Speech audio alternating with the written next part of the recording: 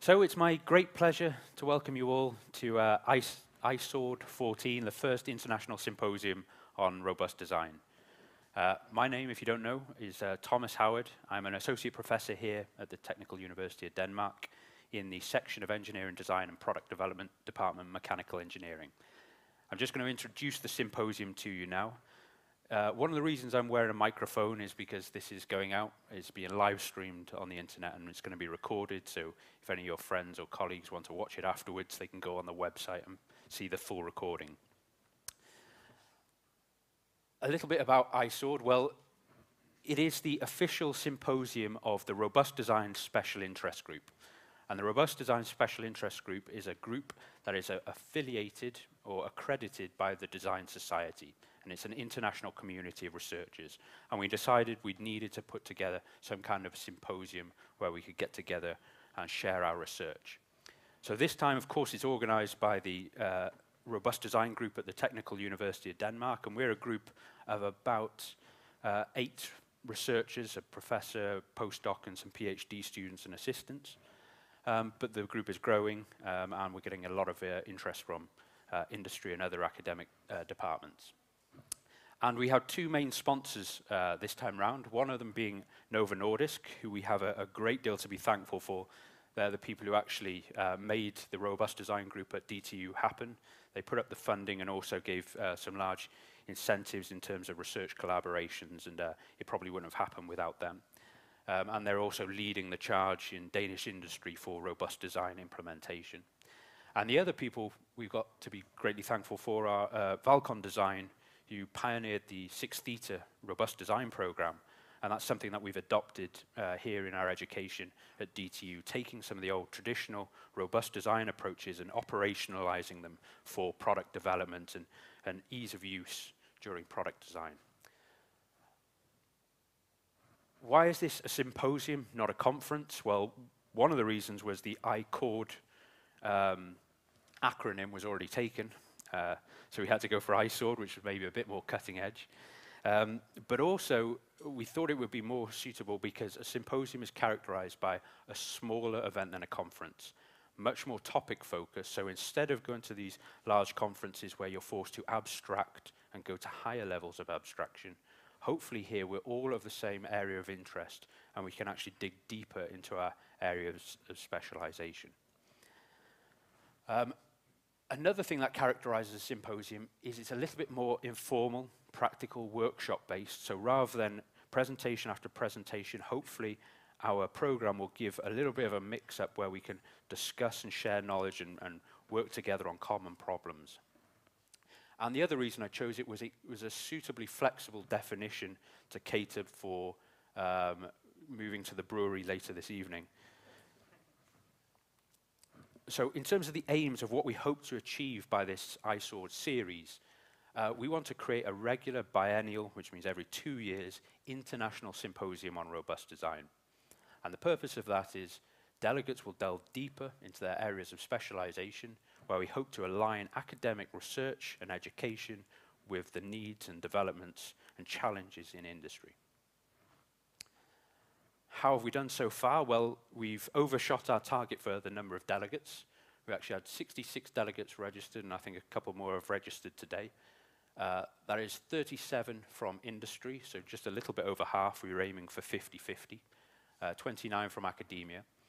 And to put together the content for this conference, we had a number of papers submitted, and all of those papers were double reviewed, but unlike many conferences, the reviews were completely open.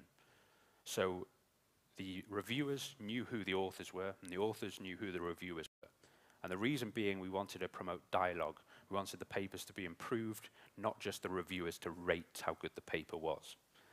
So in the end, we had 16 selected papers which are being presented during this conference.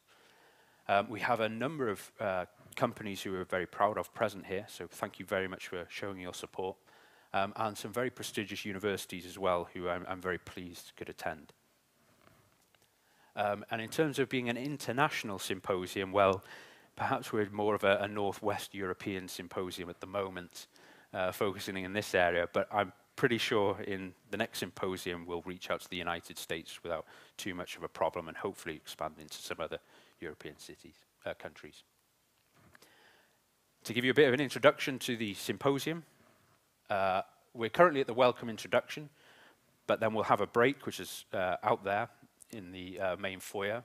Then we have an oral session on robustness in design. Then lunch, which will be served out in the foyer again.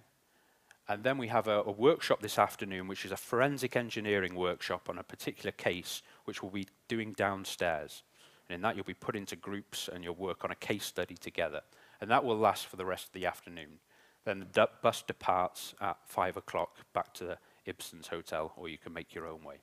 And then we meet at the Nerbro Brewkers, which is a microbrewery, a gastronomic microbrewery in town, at 8 o'clock.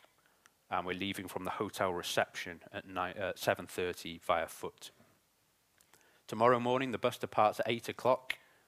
Then we have a computer-aided robust design session. So we have a number of card vendors who will be out in the foyer, and we can see what computer-aided robust design packages are available and what their functionalities are.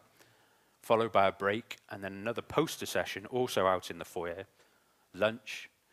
Then the second oral session, this time focusing on robustness in production rather than design.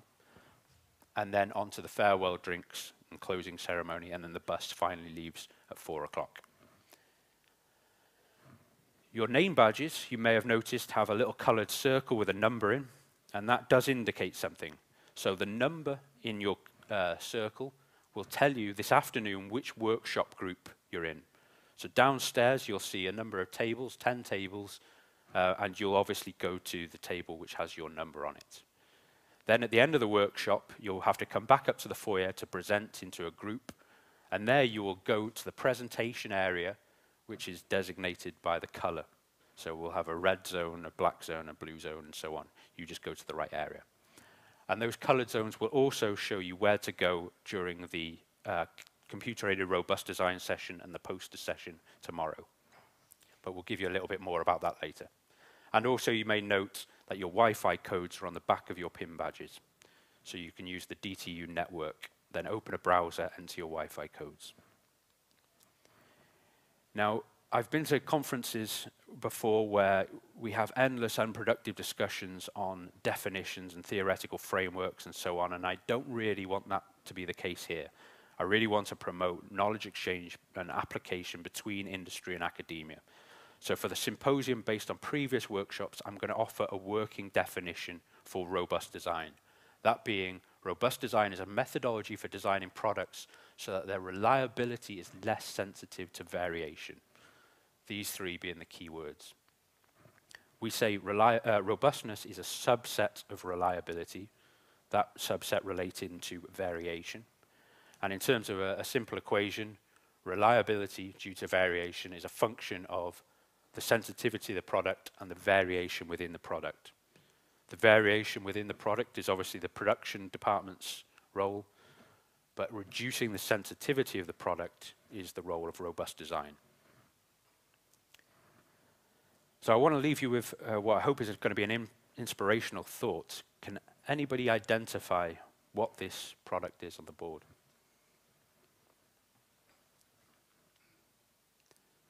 I thought you might know it. Go ahead, Jörg. It's transistor, yes. So this was an early transistor. And of course, this is one of the most important inventions that there's ever been in terms of it performs an extremely simple task. Provides an on-off, in other words, we can convert to a digital signal. But what was so important about the diode, it can be made cheaply, but it's extremely reliable. It works the same pretty much forever, as long as it's under normal operating conditions. But an extremely reliable unit. And George Whiteside said something that I found quite stimulating, which is, reliable things unleash the creativity of people who then build stuff that you could not have imagined. So far be it us reliability engineers just doing what we can with the stuff the innovation department give us. I think when we produce reliable designs, we're actually stimulating innovation. When we produce technology that is reliable and trustworthy, that technology can then be used for other purposes and be depended on to build into greater complex systems. So far reliability follows innovation, but it can also stimulate and drive it as well. So with that, I'd like to welcome you again to iSword 14 and introduce the next speaker. Thank you.